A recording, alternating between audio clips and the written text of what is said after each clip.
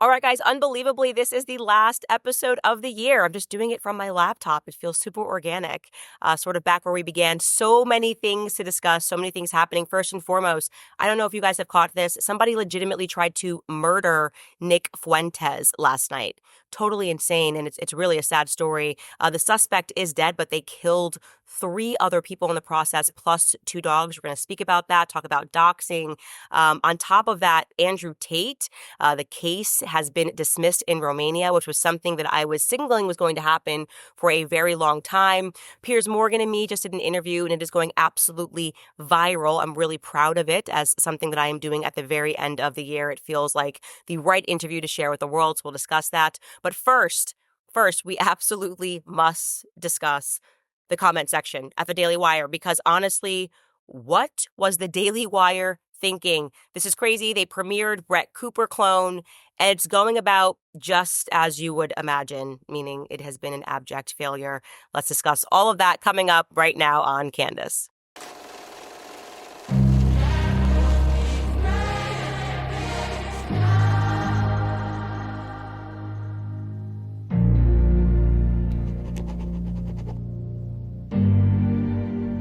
All right, guys, so first let's just recap everything that happened. It's been a very long 10 days.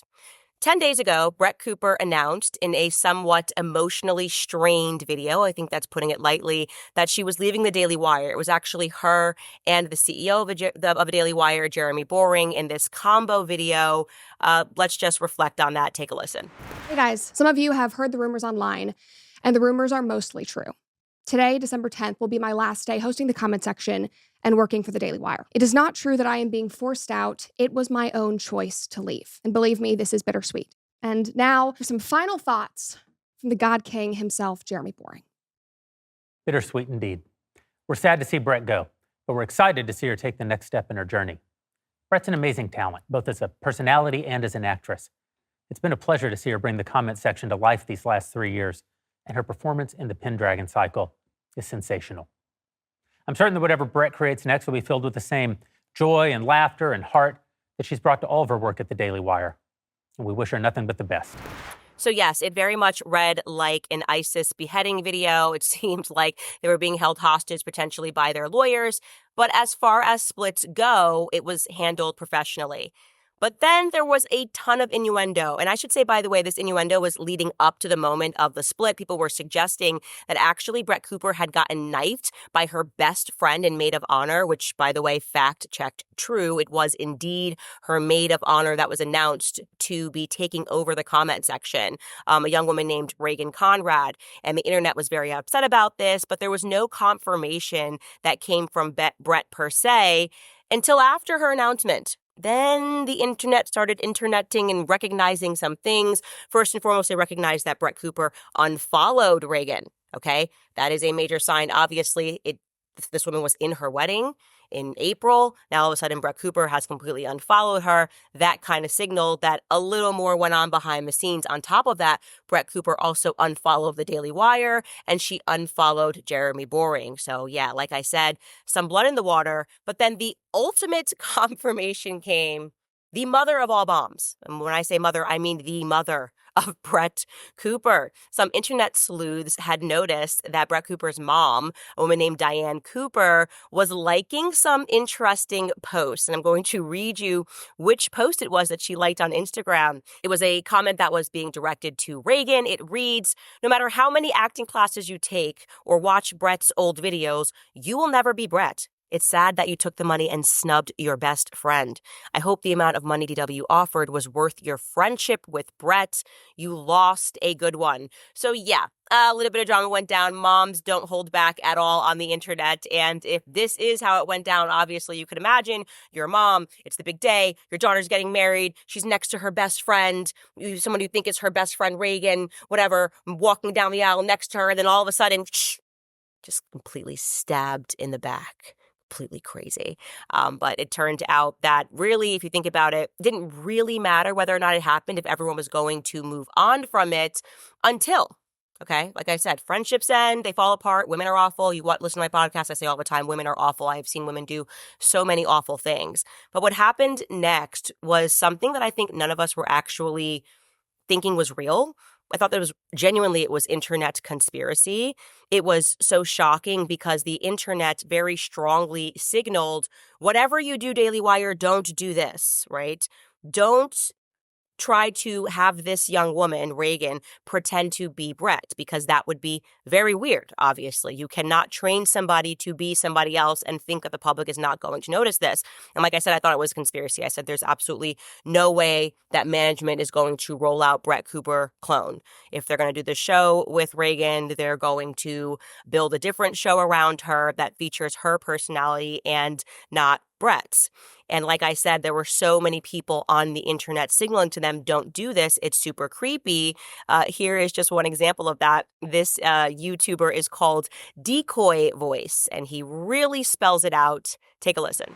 I was talking to a girl with the family I was staying with before. She's like an 18-year-old chick that loves Brett Cooper. She's a total super fan. And she was like, yeah, the Reagan episodes are kind of weird. Welcome back to the comment section. So obviously, I talk car brand into a whole new stratosphere of woke confusion. I'm concerned about feminism. I'm concerned about the growing gender divide. But before we get into today's episode, make sure you like this video. Before we dive into this episode, though, make sure that you like this video if you have not already. If you've not already. As I understand, two best friends are going to have similar mannerisms, but you can't convince me this isn't done entirely on purpose, as this just looks like when two people pick the same character in Street Fighter, where they have all the same moves with a different color scheme.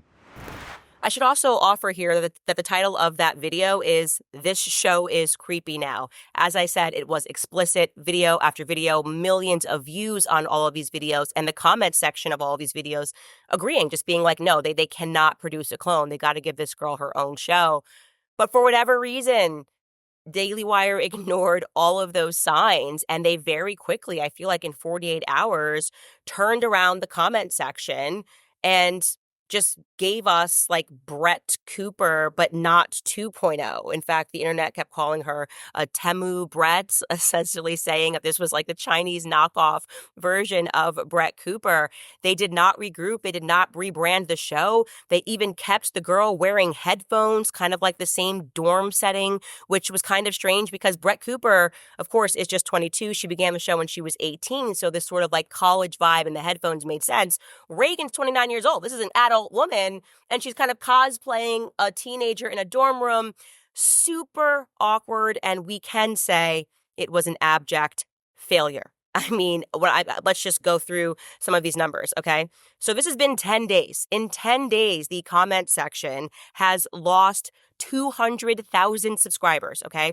So when Brett Cooper made her announcement, the channel had 4.51 million subscribers.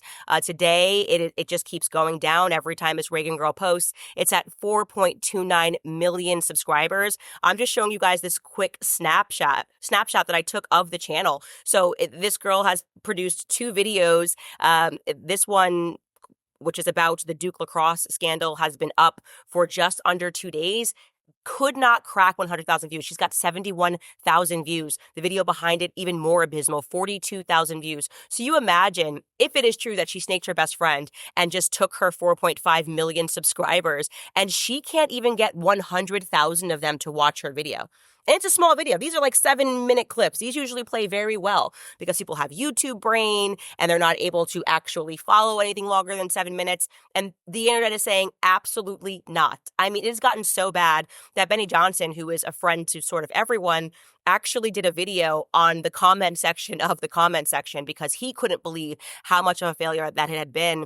And that video that Benny Johnson made is almost at 1 million views. Comments are exceptional, but again, all saying the exact same thing. This guy, Frank, writes, Brett Cooper is the comment section. That is horrible.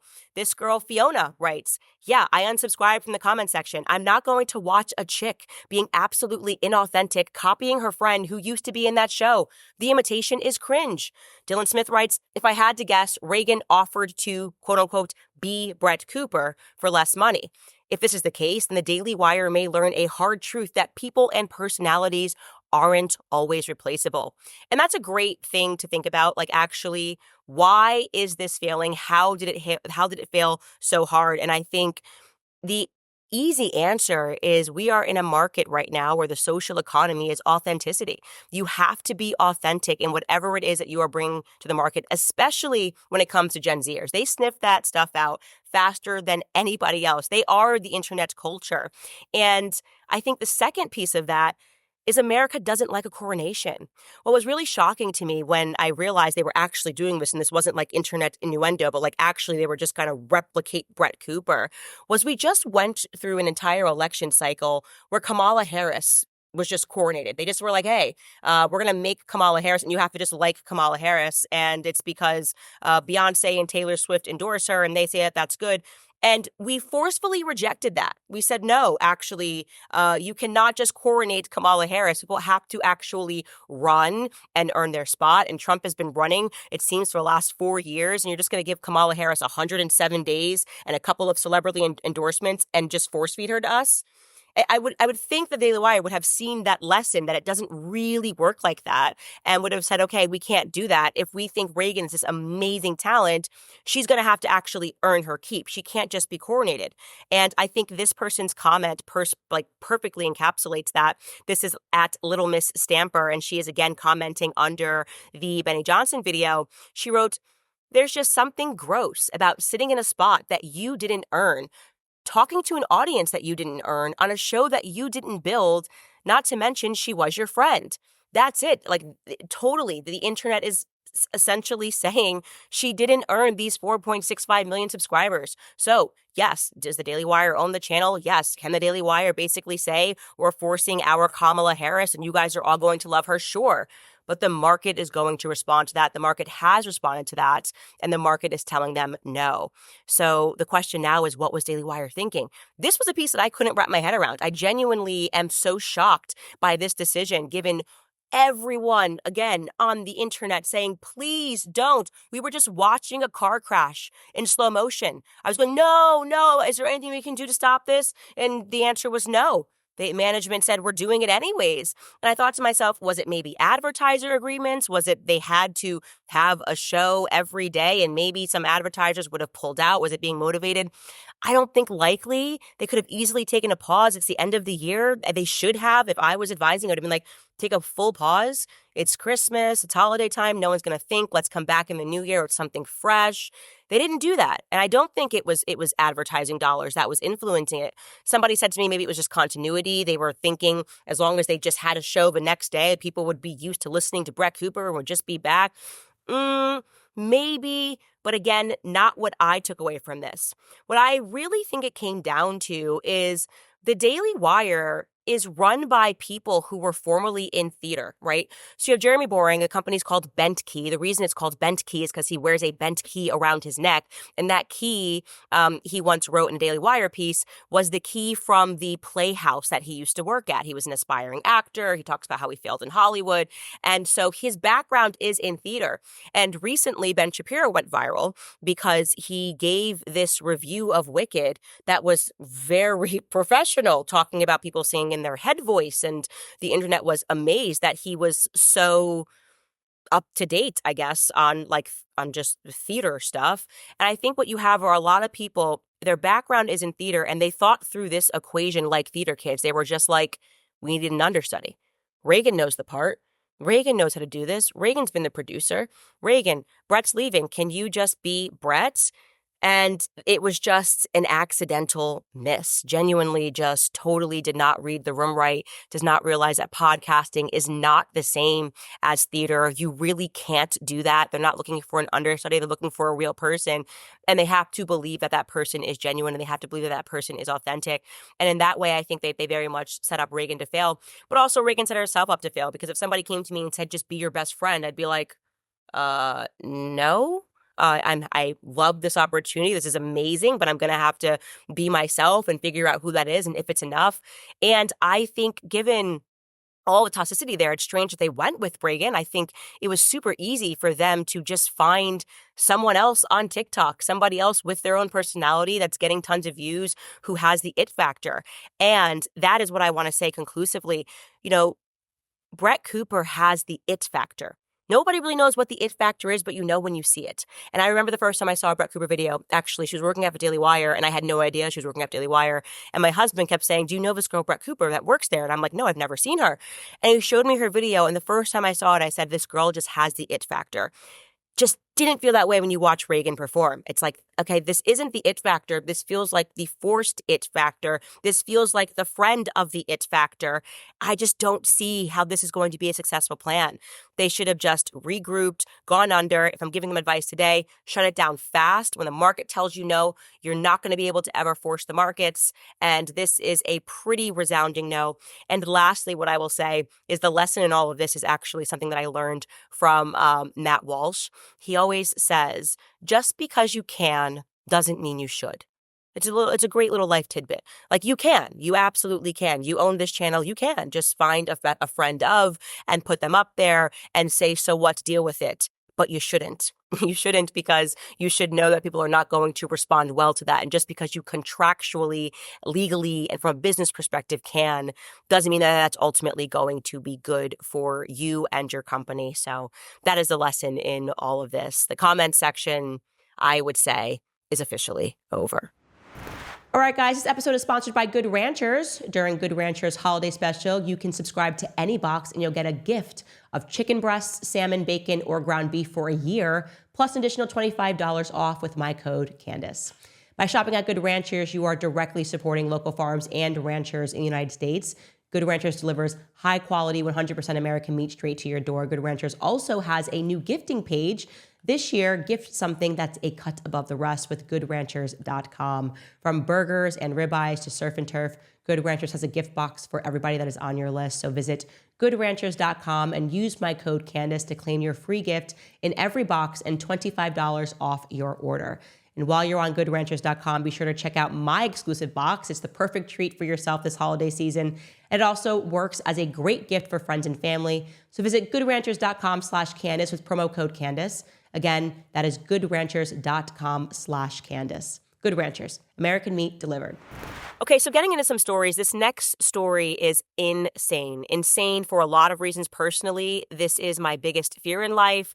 So months ago, we had covered a story where the day after Trump won, tons of people were trolling the left by pretending like, oh, we totally fooled you and Project 2025 was real.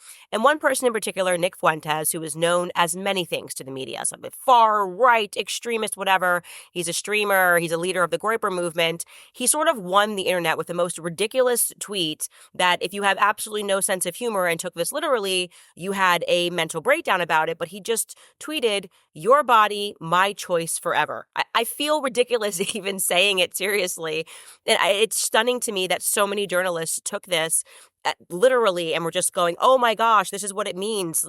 I guess now that Trump has won, men are going to take control over women's bodies. Anyways, this tweet went absolutely viral. I mean, like to the tune of almost 1 billion views on X. And a bunch of radical feminists started organizing to essentially dox Nick Fuentes. Now, if you're not familiar with what that term dox means, essentially it means that your address is posted on the internet so people can come find you. It's very scary. It's very real. It is not funny when this happens to any individual, irrespective of how you feel about Nick Fuentes. To have your address post on the internet and then to immediately see a response to that is terrifying. And he immediately saw a response in the form of a radical feminist showing up at his door. Nick Fuentes immediately pepper sprayed this feminist. We showed you this a couple of months ago or a month ago, whatever it was. And shockingly, Nick Fuentes got arrested for this, for assault. And I think now, given what has happened, it is very likely that those assault charges are going to be dropped. I'm a big believer in stand your ground laws. If someone who you know is going to show up to your door with the purpose of trying to intimidate you, you don't know what that person is going to do. We live in a time where people are radical over politics. We just watched them try to assassinate Donald Trump. I say pepper spray and ask questions later. And what's happened since then is stunning, okay? I'm going to show you footage here. It is the most traumatizing footage that I have watched, just thinking about somebody doing this. So I will just first read you exactly what it is that Nick Fuentes posted on X just regarding this storyline. The tweet thread reads, "Last night, an armed killer made an attempt on my life at my home, which was recently doxed on this platform. The gunman carried a pistol, a crossbow, and incendiary devices. I believe he intended to kill me. He is now dead. I'm okay." Now, just to guys give you the background, according to police, the would-be assassin committed a triple homicide, okay, near where Nick Fuentes lives in southern Illinois before he arrived at Nick Fuentes' doorstep with a pistol drawn, calling Nick Fuentes' name. I'm going to show you that footage right now. Take a look.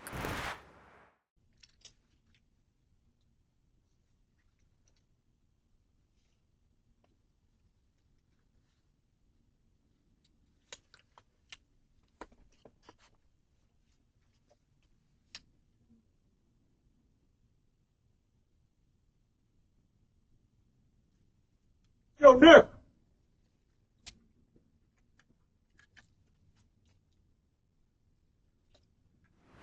Nick Fuentes' tweet thread continues, "I am grateful to God that I am still alive today. Tragically, the gunman broke into a neighbor's home to evade police and killed 2 of their dogs. While heartbreaking, it could have been so unimaginably worse. God have mercy. Doxing is not a game. This nihilistic lynch mob behavior must end before anyone else is killed." And now when he was tweeting this, I don't think he was aware that that gunman did, in fact, kill 3 humans before they killed the dogs in the next door neighbor. Apparently, the police were then pursuing him on foot, and he broke into someone's house, shot the dogs, and then began firing at police officers, and the police officers then ended this person's life. But this is terrifying. You know, Nick Fuentes is now raising money to relocate, and people were mocking this when this happened because they hate Nick Fuentes. They absolutely think he's a monster, he's a graper, and so what? He deserves to die and be debanked. All of it's gotten pointedly ridiculous.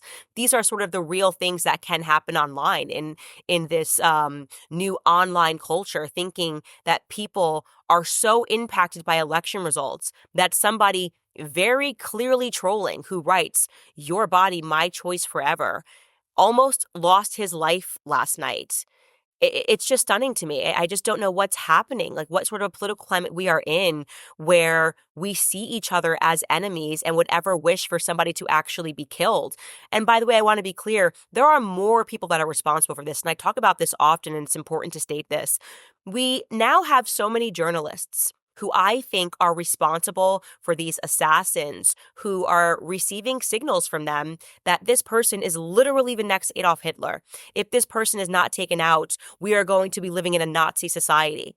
You find someone who's mentally unwell and hears that message, and just to be clear, in today's society, we have plenty of mentally unwell people, thanks to big pharma drugging people for a very long time. Their brains just don't work right. And they go, okay, well, I'm not the journalist that's making the comparison. I'm not the journalist that's calling somebody Adolf Hitler. I'm not the journalist that's just awarded Candace Owens Anti-Semite of the Year. So I get to, I guess, effectively wash my hand when an incident like this takes place. And I say no. I say all of this is pointedly ridiculous. It is irresponsible when you are calling people Adolf Hitler, when you are making comparisons, calling people unbelievably a white supremacist, the rise of white supremacy, Candace Owens is anti-Semitic, whatever it is. When you are lying to the public and making people so fearful, making women believe that a Trump election meant that their bodies were going to be taken over by men, and this is the result, everybody bears responsibility. Particularly, as I said, the journalists. And so we're watching the situation play out. Nick has just also tweeted signaling that he is now looking for a lawyer to go after all of the big name accounts who shared his address. And I think it is the right thing to do in this circumstance because, listen, this happened to Nick Fuentes. It could have happened to any individual with a platform who said something that people don't agree with or said something that was then taken literally by journalists. Very scary stuff. Nick does not have a wife, does not have children. People like me me imagining going through the situation with 3 young children, there's just nothing more terrifying. And so I do hope that he pursues all of the individuals who were involved in doxing him. And I do hope that society wakes up to the fact that these are not online games. This is real life. And somebody, literally 3 people lost their lives last night to a maniac, and Nick Fuentes would have died had he not have seen on the cameras that this person was carrying a pistol, as you guys just saw. So we as a society just need to do better. Do you owe back taxes? Pandemic relief is now over. Along with the hiring of thousands of new agents and field officers, the IRS has kicked off 2024 by sending over 5 million pay-up letters to those who have unfiled tax returns or balances owed. Do not waive your rights and speak with them on your own. They are not your friends, obviously. Tax Network USA, a trusted tax relief firm, has saved over $1 billion in back taxes for their clients, and they can help you secure the best deal possible. So whether you owe $10,000 or $10 million, they can definitely help you, whether it's business or personal. Even if you have the means to pay or on a fixed income, they can help finally resolve your tax burdens once and for all. So call 1-800-958-1000 for a private free consultation, or visit tnusa.com/Candace. Again, that's tnusa.com/Candace.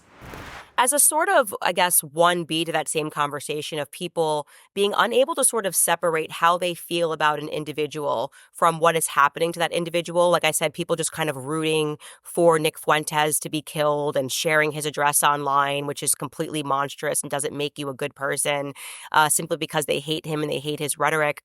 Similarly, I found over the last year and a half, I guess now, that so many people were sending me emails or commenting and saying that I was supporting a human sex trafficker because I was plausibly maybe the only conservative when all of these conservatives were coming down on Andrew Tate and Andrew Tate culture when he was being, I guess charges are being brought against him in Romania. Nobody actually cared to look into the case. They just sort of said, well, this is what I know about Andrew Tate. He ran a webcam business with his brother. They'd made money that way. He was involved in pornography. I found these old videos of him from 10 years ago, 5 years ago, whatever, and look at the way he's speaking. And so therefore that makes him guilty, and I hope he goes to prison.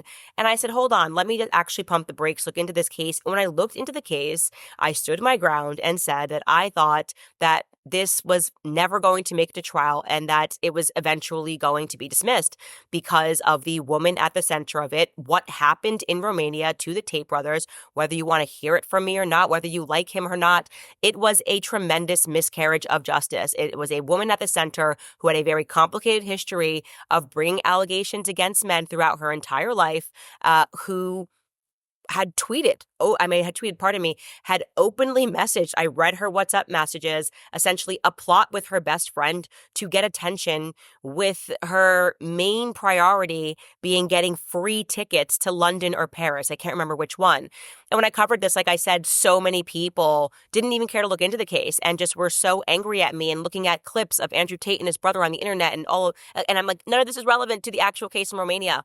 Well, I am very pleased to report that it really pays to just say the thing that is true and eventually hope that the truth catches up with the lies. I get it. You don't like the videos that you've seen of Andrew Tate, but in this particular case, now the judges and the prosecutors have agreed with me. Yes, they have looked through this case, looked through all the evidence, and they said, we are not even bringing this forward. It has been dismissed, sent back down to the level. The prosecutors are going to have to create an entirely new case if they want to bring these charges against these brothers. So I'm just letting you guys know that it is obviously a major legal victory after 2.5 years of people signaling that these two men were involved in human sex trafficking, again, over a case that nobody had actually read, that I actually took the time to go through the case and look through the charges and figure out who these victims were in the charges. They have maintained their innocence in this particular case throughout the entire process. They said they were involved in an organized criminal network. The evidence just was not there for that. So the Romanian court also said there were tons of irregularities involved in the indictment. There were. I explained those as this was happening throughout the years, that it seemed to me to be a prosecution because of who these men were and not based on evidence whatsoever. So that is the case. It has been now dismissed, sent back down to prosecutors. They're going to have to create an entirely new file, and perhaps they come up with new charges. Perhaps they come up with new victims. I can't speak to that. I was always just speaking to the original case and the woman that was at the center of it, who, by the way, the Western press won't cover this, but Andrew Tate and Tristan have brought a defamation case against her in the United States, and that case is moving forward. Like I said, it always pays to just tell the truth, to take all the bullets while you're telling the truth, to let people call you names, to let people judge you. But I'm always going to side with the facts. That's always been my character, and I'm not going to change that on the basis of whether or not I agree with the rhetoric that's coming out of an individual or something that they said on the internet or how they speak to women or how they date women. You don't get to call somebody a human sex trafficker because you don't like their character. So that's, like I said, a major win for them. And here is Andrew Tate celebrating that win. Take a listen. Case dismissed. Even better than a not guilty verdict, a judge has decided there's not enough evidence to even send this to trial. There's no evidence of crimes. None of this makes sense. They print an indictment with thousands of pieces of paper, which doesn't mean anything. It doesn't add up to a crime. They falsified evidence. The whole thing is garbage. The case is now officially dismissed. But if there's no evidence to take me to trial, this begs a very pertinent question.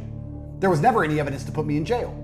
There was never any evidence to raid my house 5 times. There was never any evidence to keep me travel banned for 3 years. There was never any evidence to stop me seeing my children. There was never any evidence to stop me seeing my mother when she had a heart attack. There was never any evidence to steal all of my cars and all of my money and all of my wealth. There was never any evidence for the media, which were very complicit, to try their very best to slander me, to bother my mother after she had an operation, trying to make her cry, to make my children sad, to make the women around me sad. This is not just about my brother and I. We're tough guys. Every single person who loves us has suffered, and there's never been any evidence in the first place, like we've been telling you for 3 solid years.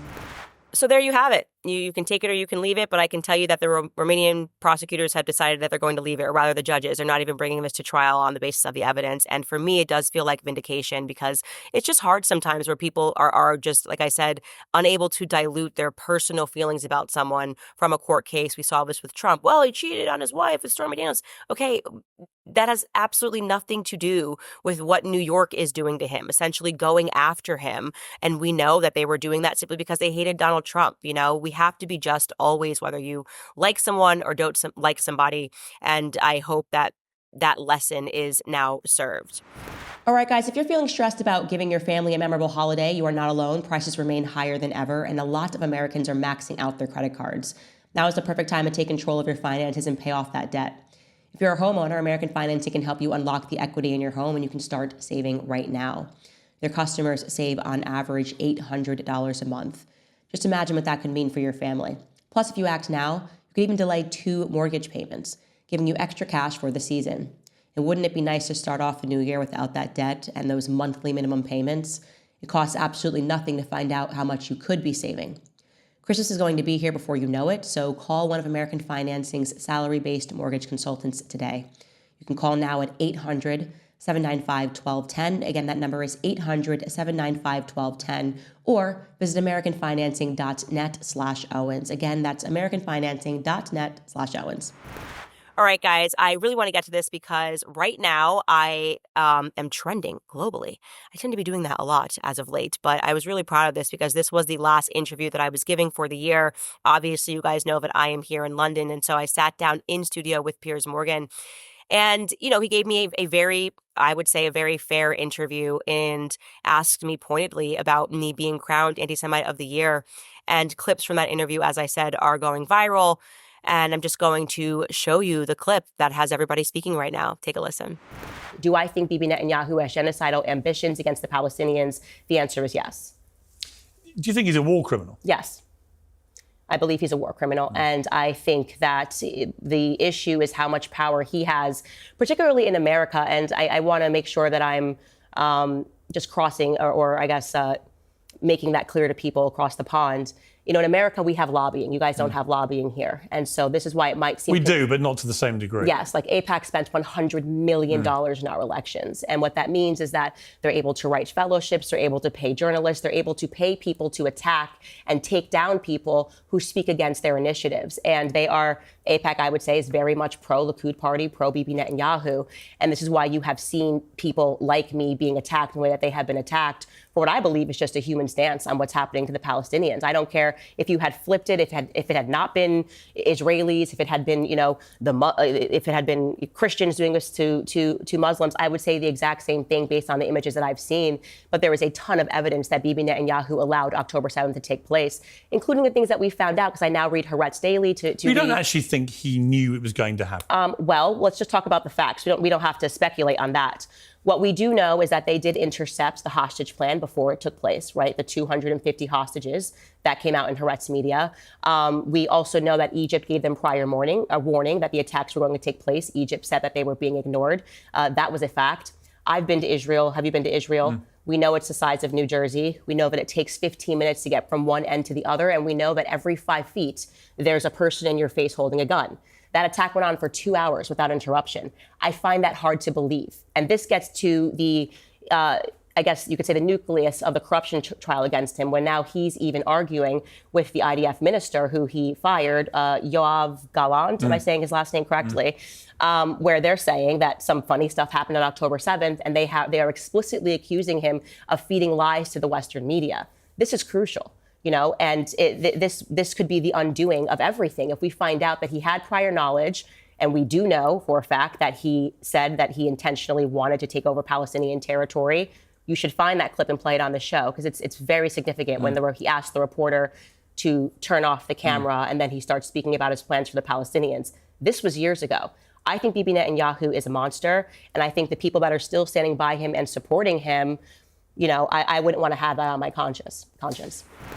What I will say conclusively is, truly, if you are still supporting this, and it is, as I said in that interview, a Holocaust against the Palestinians, I wouldn't want to be you when you meet your maker. And I am proud of that interview, and I'm proud that this is going viral, because I know that things are changing. The conversation is changing in America, and that I played a piece of that. I played a role in that this year by deciding to stand by my morals and not stand by money. And that was made possible because of you guys. There's no way that I would still be here having the impact that I have without you guys. Me biblically doing the right thing and saying no to money, not deciding not to worship money, and realizing that you can't worship both money and worship both God, being willing to have my entire life change, but knowing in my heart of hearts that you guys would stand by me and know that none of that was being motivated by hatred. Rather, it was being motivated by truth. That really is the meaning of Christ is King as we go to this Christmas season.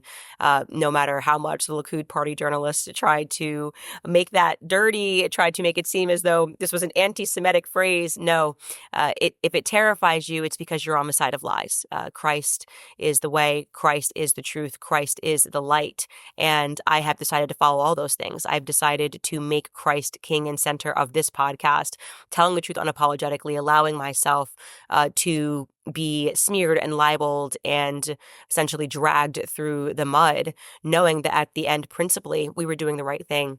I suspect next year, tons of things are going to change. I think that so many people are going to finally find the courage to call what is happening to the Palestinians what it is, which is an intentional genocide. Like I said, you can go back and listen to Bibi Netanyahu's own words before October 7th. The man is a monster. He is a gangster. And know that no matter who you are in the world, whether you are Christian, whether you are Jewish, whether you are Muslim, that I will always be an ally to you if you are suffering, truly suffering. And there aren't enough dollars at AIPAC to ever get me to side with the devil. And I truly do believe that what we are watching right now is the synagogue of Satan, led by Bibi Netanyahu, which is attempting to use Judaism and pretending that they are being attacked because they're Jewish and not because they are executing something horrific. in Israel right now, in Gaza in particular. So we'll see what happens next year, but I feel optimistic about it. I feel that is this year in summation. Truth has been king. Truth won, and it's going to continue to win. So much is going to change, obviously, with Trump as president. I think he is going to have to confront that issue head on as somebody who is seen as a Zionist, as someone who I think has done way too much for Israel. I certainly didn't elect him to do everything for Israel.